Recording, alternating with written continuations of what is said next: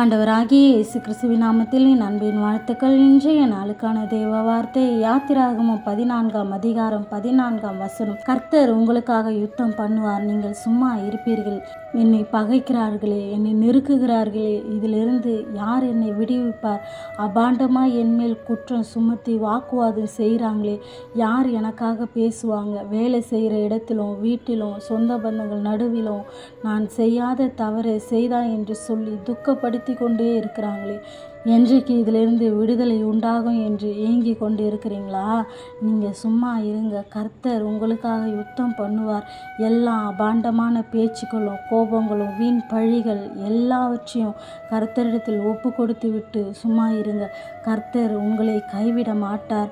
உன்னோடு போராடினவர்களை தேடியும் காணாதிருப்பாய். ஆகையால் கர்த்தர் பார்த்து கொள்வார். அவர் யுத்தம் பண்ணுவார், நீங்கள் சும்மா இருப்பீர்கள். கர்த்தர் தாமே இந்த வார்த்தையின்படி நம்மை ஆசீர்வதித்து நடத்துவாராக. ஆமென்.